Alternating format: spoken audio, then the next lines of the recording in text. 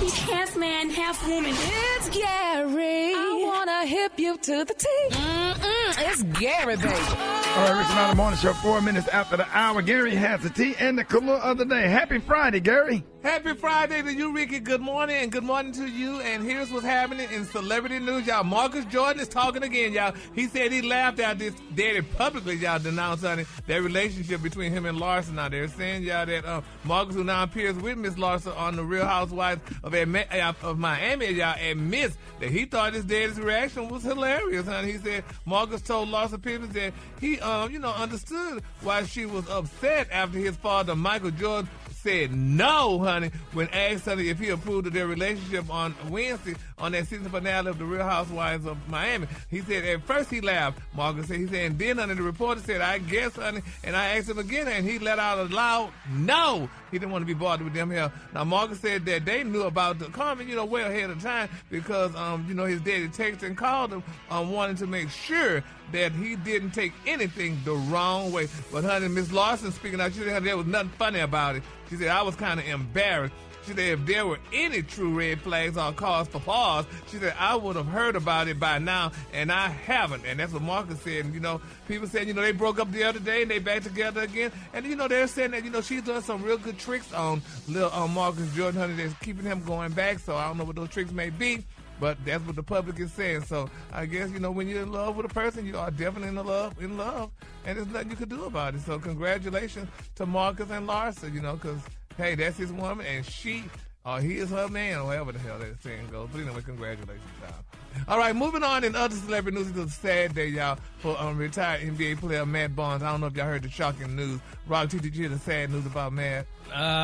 Tell me, man. I heard some rumors. Yeah, well, the rumor is, honey, he caused the scene, y'all, at his beautiful twin son's high school basketball game after storming, honey, and at the score table and screaming at a student announcer. They're saying now Matt's aggressive behavior has cost him his job, y'all, as a studio analyst with the Sacramento Kings, y'all. And that's what said, yeah, honey, they said, you got to go. They said, you can't be coming up here hollering at these damn children, acting like that. He wasn't hollering at the children. I saw the video. Well. And he was out there. He was challenging the referee who was making some bad calls because his boys was playing. Yeah. And then he went over there to the young man, a young man that was a kid that was 15 or 16 years old. Yeah. That was sitting at the table, was cursing him out, and he put his hand on his shoulder and he asked him, "What make you think it's okay to talk to me that way? And I'm old enough to be your dad. I'm an adult."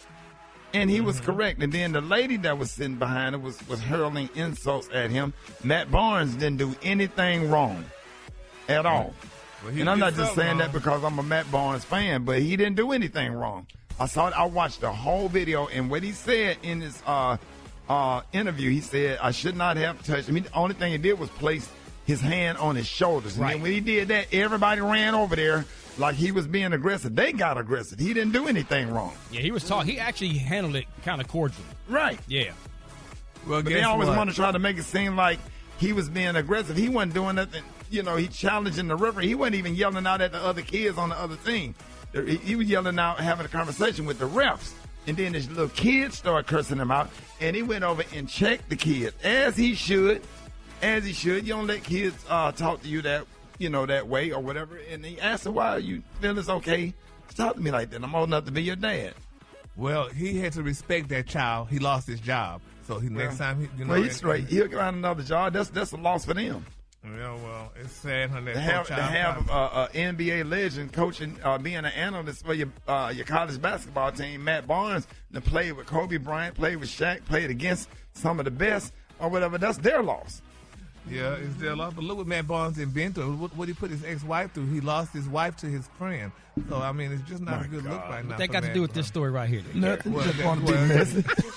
Nothing. Oh, my God. Don't do that, Keep on. Never forget. Don't ever have nobody. You're going to find something messy in every story. He couldn't have been that good, honey, if he lost his poor wife. Poor Gloria, honey, had to lose her husband. He lost his wife to his best friend. So, I mean, evidently he's doing something wrong, and he hollered at that poor child, and that child was probably traumatized. And now that's, You seem really affected by this. Yeah, I mean, because I feel bad for the child. And, and then after, the person who did it to him, I mean, look what he went through, his wife went through. I mean, You need some tissue? Yeah, it's sad. So let's keep all parties lift up in prayer, y'all. Hopefully, Matt get a job with the Cowboys or somebody. All right. NFL. He ain't got nothing to do with Big football. dummy. Come on, man. You know what you be doing. You're doing that on purpose. You know he knows. Said the Ah, Cowboys. it didn't put basketball. Ain't got nothing to do with basketball. No, he knows. A whole different sport. Oh, anyway, Damon Dash, y'all, he been ordered, y'all, by a U.S. magistrate, y'all, to sell his shares of Rockefeller, y'all. We just talked about Damon yesterday. Now, they're saying the court documents show that the judge, Robert Lomberg, y'all, ordered Dash to sell off his 1/3 ownership, y'all, of Rockefeller and pay a judgment, y'all, to a movie producer, Josh Weber, after Weber sued him, honey, for defamation and copyright infringement and won that case back in 2022. Now, you know, we talked about him yesterday with Jay-Z and all these other people that he's been going through. Damon Dash, you know, he's been going through a lot. He had a lot of money once upon a time when he was married to Rachel Roy, the beautiful Rachel Roy, and now he's just going through, so he just needs to sell the rest of his company and pay these people, because you have to pay people when people sue you and what have you and stuff. So, you know, let's keep Damon lifted up in our prayers, and hopefully and prayerfully he could come out with another clothing line or do some more music and stuff with some of the colleagues that he once helped along the way, which is why I always say these people, you help them and they forget about you when you're down. They forget. Damon Dash helped a lot of damn people. He did a lot for the music community, Brad, and now people kicking him when he's down. So, you know, that's there you go. Gary. I can't. Okay. Don't respond. Let's keep Man, give us a color. The color today is chalk, Ricky. On the high end, you say chalk, and on the low end, you say beautiful. Chalk was right. I didn't threaten to do it. I'm telling you to be safe. I'm trying to help you out. Oh, let me take all that back. I regress. All right. It's a damn shame what they did to that dog. Okay. Y'all give it up for Gary with the team.